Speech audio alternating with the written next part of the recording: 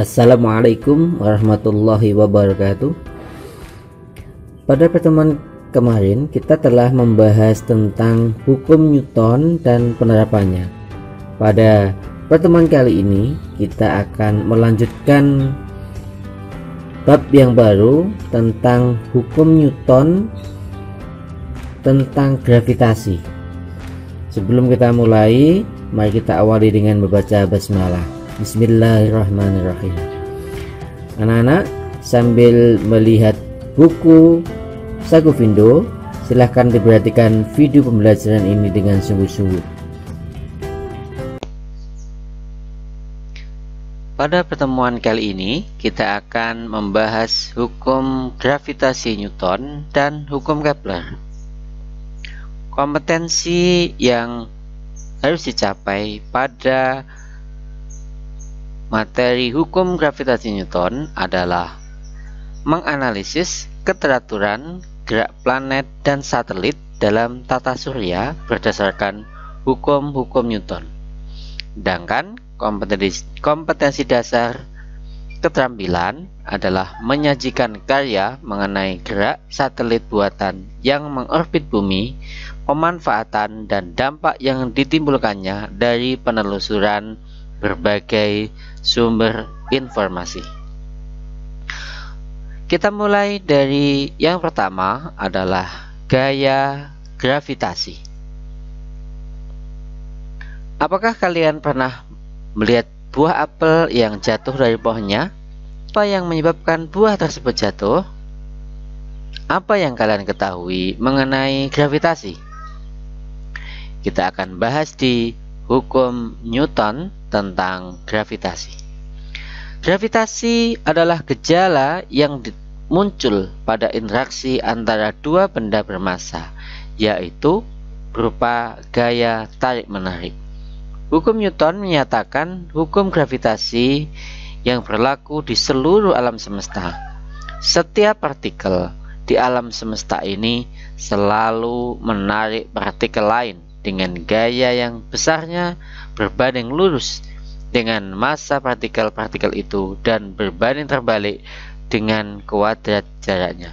Demikian itu adalah bunyi dari hukum Newton tentang gravitasi yang dirumuskan dengan F sama dengan G M1 M2 dibagi dengan R kuadrat. Sehingga bila ada benda bermassa M1 dan benda bermassa M2 berada pada jarak R, maka akan mengalami gaya tarik-menarik sebesar F.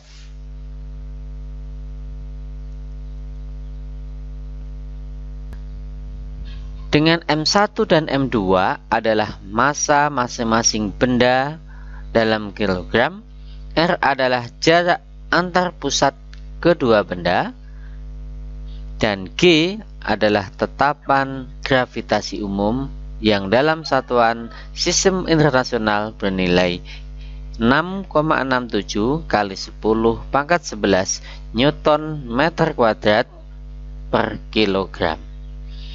Suatu benda yang bermassa M yang terletak di permukaan bumi mendapat gaya gravitasi bumi, di mana jarak benda tersebut terhadap pusat bumi adalah sama dengan jari-jari bumi R. Jika bumi adalah M, maka gaya gravitasi bumi terhadap benda bermassa M di permukaan bumi adalah F sama dengan G M kecil kali M besar dibagi dengan R kuadrat. M kecil adalah massa benda dan M besar adalah massa bumi. Bagaimana jika suatu benda dipengaruhi oleh dua buah gaya gravitasi atau lebih? Perhatikan contoh soal yang ada di buku Pintar Belajar Fisika Sagovindo, contoh soal nomor 2.6 halaman 266. Bila ada benda bermassa M1, bermassa M2 dan bermassa M3, maka M1 dan M2 akan mengalami gaya tarik-menarik yang bernilai F12. F12 ini melambangkan gaya yang dialami oleh M1 karena pengaruh M2. Dan M1 mendapatkan pengaruh gaya gravitasi dari M3 yang disimbolkan dengan F13. Karena ada dua gaya gravitasi yang mempengaruhi, maka resultan gaya yang bekerja pada benda ini dihitung berdasarkan penjumlahan vektor, sehingga F sama dengan F12 ditambah dengan F13. Karena penjumlahan menggunakan vektor, maka kita bisa menggunakan persamaan dalil kosinus, yakni F sama dengan akar F12 kuadrat ditambah F13 kuadrat ditambah dengan 2 kali F12 dikali F13 dikali cos theta. Apa yang menyebabkan terjadinya medan gravitasi? Lakukan pengamatan pada tabel 2.1 halaman 268 buku pintar belajar fisika kelas 10 Saguvindo Kenaria. Ruang di sekitar benda bermassa disebut dengan medan gravitasi.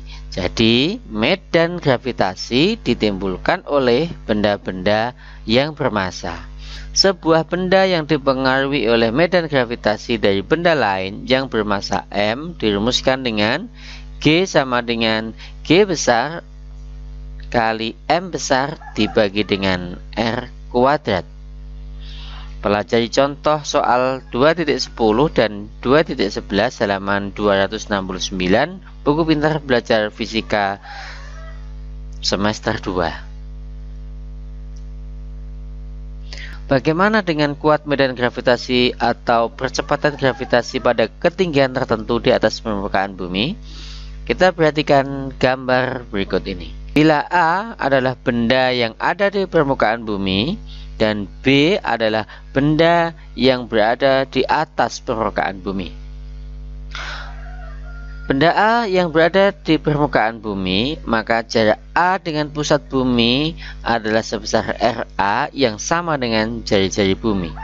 Sedangkan untuk B yang berada di atas permukaan bumi, jaraknya adalah RB yang merupakan R besar atau jari-jari bumi ditambah dengan jarak permukaan bumi sampai ke titik B. Oleh sebab itu RB sama dengan R besar ditambah dengan H bila ketinggian benda di atas permukaan bumi sebesar H. Dari persamaan di atas tadi, maka diperoleh perbandingan kuat medan gravitasi atau percepatan gravitasi di titik B dan titik A adalah sama dengan R besar dibagi dengan R plus H dikuadratkan.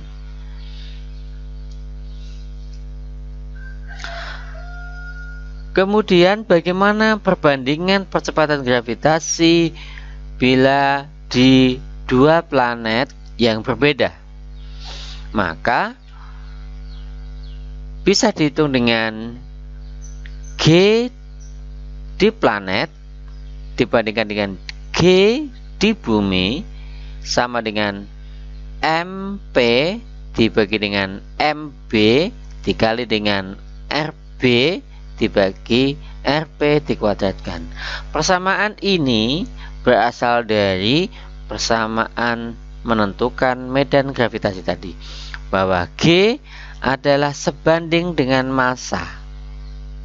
Semakin besar massa, maka semakin besar pula medan gravitasinya, sehingga GP, G planet sebanding dengan massa planet. Kemudian untuk besarnya medan gravitasi yang dipengaruhi oleh jarak, maka semakin jauh jaraknya, medan gravitasinya akan semakin kecil, sehingga kuat medan gravitasi berbanding terbalik dengan kuadrat jarak. Oleh sebab itu, bila medan gravitasi suatu planet berada di atas, maka jarak planet berada di bawah. Oleh sebab itu, perbandingannya menjadi GP per G bumi. Nilainya sama dengan massa planet dibagi dengan massa bumi dikali dengan jari-jari atau jarak dari pusat bumi dibagi jarak dari pusat planet dikuadratkan. Untuk memperoleh nilai perbandingan percepatan gravitasi, perlu menghitung nilai perbandingan massa kedua planet dan nilai perbandingan jari-jari antara kedua planet. Kita contohkan. Diketahui kuat medan gravitasi di permukaan bumi adalah 9,8 meter per sekon kuadrat. Tentukanlah besarnya kuat medan gravitasi pada ketinggian R dari permukaan bumi. Berarti dari persamaan di atas dapat diperoleh bahwa titik A yang berjarak R dari pusat bumi dan titik B yang berada di ketinggian R dari permukaan bumi, sehingga dari pusat bumi bernilai 2R. Medan gravitasi di titik A sebesar 9,8 dengan menggunakan perbandingan akan diperoleh GA dibanding dengan GB adalah sama dengan 1 dibagi dengan R kuadrat dibanding dengan 1 dibagi 2R kuadrat, sehingga diperoleh 9,8 dibanding GB sama dengan 1 dibagi 1 dibanding dengan 1 dibagi 4, sehingga kuat medan gravitasi di titik B adalah sama dengan 9,8 dibagi dengan 4, yakni bernilai 2,45, sehingga dapat diperoleh bahwa kuat medan gravitasi semakin jauh dari permukaan bumi atau semakin jauh dari pusat bumi akan makin mengecil. Pembahasan selanjutnya adalah energi potensial gravitasi. Energi potensial yang disimbolkan dengan EP dari suatu benda bermassa yang berjarak R dari suatu pusat massa M, misalnya pusat bumi atau pusat planet, dinyatakan dengan EP sama dengan minus tetapan gravitasi umum dikalikan dengan M besar dikali M kecil dibagi dengan R atau jarak. Tanda negatif menyatakan bahwa untuk memindahkan benda bermassa M dari titik yang berjarak R terhadap pusat massa ke titik yang jauh sekali terhadap pusat massa yang sering disebut dengan angkasa luar diperlukan usaha. Jadi membutuhkan usaha, sehingga ini bertanda negatif. Bagaimana energi potensial dari sistem partikel jika lebih dari 2? Yang mempengaruhi ada 2, maka energi potensial sistem merupakan jumlah skalar dari energi potensial yang dialami masing-masing benda, yang dirumuskan dengan persamaan berikut. Berikutnya adalah potensial gravitasi. Potensial gravitasi adalah energi potensial gravitasi yang disimbolkan dengan EP tadi, persatuan massa, yang disimbolkan dengan V. V sama dengan minus G dikali M dibagi dengan R. Tanda negatif sekali lagi menyatakan bahwa untuk memindahkan benda bermassa M dari titik yang berjarak R terhadap pusat massa ke titik yang jauh sekali terhadap pusat massa diperlukan usaha. Kemudian, bagaimana jika potensial gravitasi dari sistem partikel lebih dari 2? Potensial gravitasi adalah besaran skalar, sehingga potensial gravitasi di suatu titik yang ditimbulkan oleh dua pusat massa atau lebih dihitung dengan cara penjumlahan skalar atau penjumlahan aljabar biasa, sehingga ditambahkan V1 tambah V2 ditambah V3. Berikutnya adalah aplikasi hukum gravitasi Newton. Apa penerapan hukum gravitasi Newton? Yang pertama adalah menghitung massa matahari. Pernah terbayang bagaimana menghitung massa matahari? Karena tidak ada timbangan atau neraca yang bisa menghitung massa matahari, maka menghitung massa matahari menggunakan pendekatan hukum gravitasi Newton.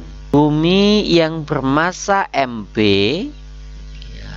yang saya gambarkan ini, bergerak dengan kelajuan vb mengitari matahari yang bermassa mm dengan jari-jari orbit bumi adalah rb, dan periode revolusi bumi adalah tb. Gaya gravitasi matahari terhadap bumi merupakan gaya sentripetal.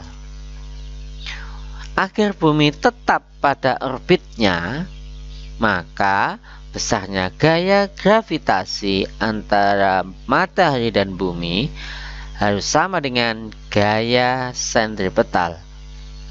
Gaya gravitasi yang sudah kita bahas sebelumnya bernilai G kali M bumi dikali dengan M matahari dibagi dengan jarak antara bumi dengan matahari.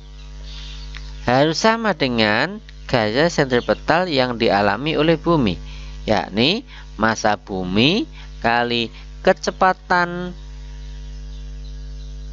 bumi mengitari matahari dikuadratkan dibagi dengan jarak antara matahari dan bumi. Dari persamaan tadi bisa dihitung bahwa M matahari atau massa matahari adalah sama dengan kecepatan bumi dikuadratkan dikalikan dengan jarak antara matahari dan bumi dibagi dengan G atau tetapan gravitasi umum, atau bisa dirumuskan dengan massa matahari adalah 4 kali pi kuadrat dikali jarak antara bumi dengan matahari dipangkatkan 3 dibagi dengan G tetapan gravitasi umum dikali periode revolusi bumi dikuadratkan. Jadi kita tidak perlu mencari neraca atau timbangan untuk menimbang matahari, karena kalau ditimbang jelas tidak mungkin. Aplikasi hukum gravitasi yang kedua adalah menghitung massa bumi. Dengan cara yang sama, bumi yang bermassa mb dan bulan dengan massa mbl mengitarinya dengan kelajuan vbl. Jadi bulan mengitari bumi dengan kelajuan vbl dengan jari-jari orbit bulan rbl dan periode revolusi bulan tbl. Gaya gravitasi bumi terhadap bulan merupakan gaya sentripetal. Agar bulan tetap pada orbitnya, maka besarnya gaya gravitasi harus sama dengan gaya sentripetal, sehingga dengan perhitungan yang sama diperoleh massa bumi sebesar 4 pi kuadrat kali r bulan dipangkatkan 3 dibagi dengan G T bulan dikuadratkan. Aplikasi yang ketiga adalah hukum Kepler. Apakah yang menyebabkan keteraturan gerak planet? Siapa yang bisa menjawab? Johannes Kepler menemukan bahwa lintasan planet mengelilingi matahari sebenarnya berbentuk elips. Ia juga menunjukkan bahwa planet tidak bergerak dengan kelajuan konstan, tetapi bergerak lebih cepat ketika dekat dengan matahari dibandingkan bila lebih jauh. Hukum Kepler menyebutkan bahwa lintasan revolusi planet mengelilingi matahari berupa elips dengan matahari berada pada salah satu titik fokusnya. Yang kedua, Kepler mengungkapkan bahwa garis hubung khayal antara planet dan matahari menempuh luas juring yang sama dalam selang waktu yang sama. Oleh sebab itu, dia akan makin cepat bila berada di dekat matahari dan revolusinya akan lambat ketika jauh dari matahari. Hukum Kepler yang ketiga menyebutkan bahwa perbandingan kuadrat periode revolusi dua buah planet sama dengan perbandingan pangkat 3 dari jarak rata-rata kedua planet terhadap matahari, yang dirumuskan dengan T pangkat 2 dibagi dengan R pangkat 3 adalah konstan, dengan T adalah periode revolusi dan R adalah jarak rata-rata antara planet dengan matahari. Atau dapat dirumuskan T1 dibagi T2 dikuadratkan sama dengan R1 dibagi R2 dipangkatkan 3. Untuk menguji pemahaman anak-anak tentang materi ini, silakan dikerjakan uji prestasi mandiri halaman 279 buku pintar belajar fisika kelas 10 Sakuvindo semester 2. Pembahasan berikutnya adalah kecepatan orbit satelit. Telekomunikasi di bumi mengandalkan satelit yang mengorbit. Demikian pula dengan perakiraan cuaca yang diperoleh dari satelit meteorologi sehingga memberikan hasil yang lebih akurat. Untuk keperluan telekomunikasi yang diperlukan adalah satelit orbit geostasioner, sedangkan untuk keperluan cuaca yang diperlukan adalah satelit orbit polar seperti pada gambar di samping. Apakah Anda mengetahui jenis-jenis satelit dan fungsinya? Lakukan pencarian di internet bersama temanmu. Untuk sebuah satelit yang mengorbit dengan massa M dan lintasannya dari pusat bumi adalah R dan massa bumi adalah M besar, maka diperoleh persamaan berikut, yaitu V sama dengan akar G kali M besar dibagi dengan R. Berikut ini adalah beberapa satelit yang ada di Indonesia. Satelit Palapa yang mulai beroperasi 8 Juli 1976 dengan orbit 83 derajat bujur timur, sampai dengan satelit Palapa D tanggal 31 Agustus 2009 dengan orbit 113 derajat bujur timur. Pembahasan yang ketiga adalah periode orbit satelit.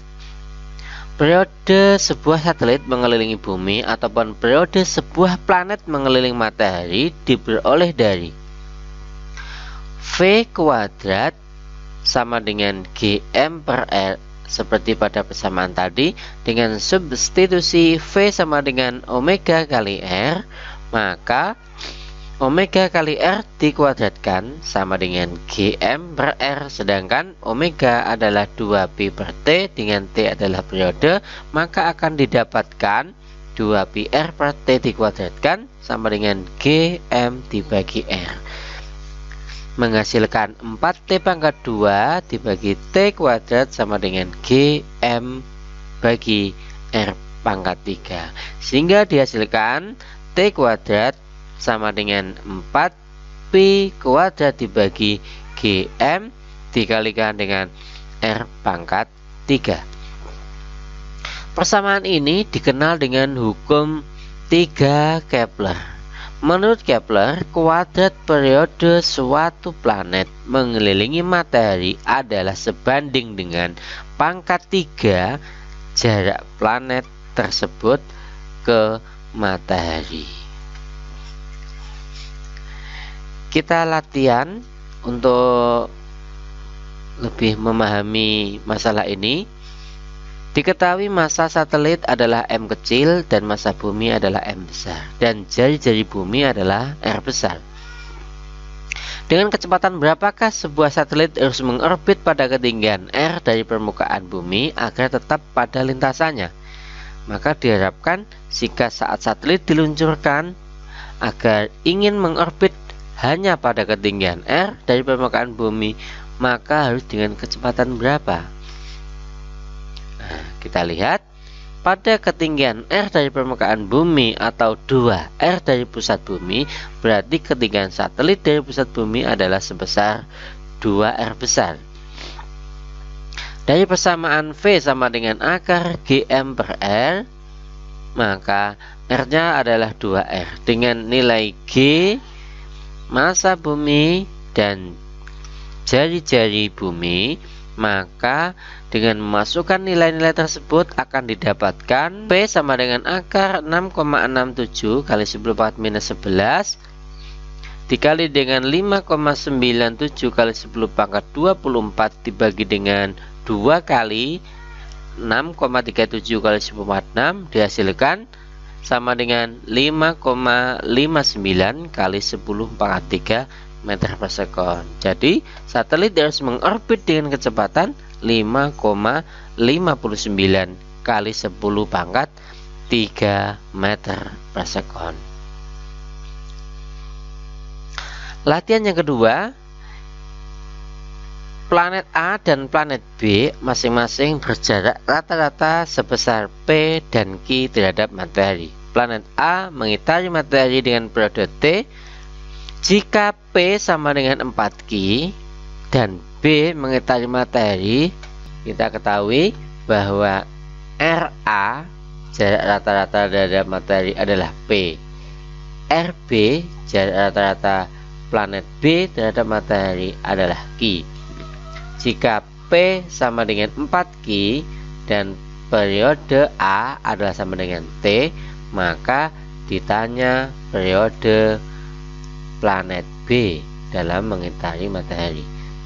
Kita lihat persamaan sebelumnya, TA dibagi dengan TB dikuadratkan sama dengan RA dibagi RB dipangkatkan 3. Dari nilai-nilai ini kita masukkan bahwa TA sama dengan T dimasukkan dibagi TB dikuadratkan sama dengan P dibagi Q dipangkatkan 3.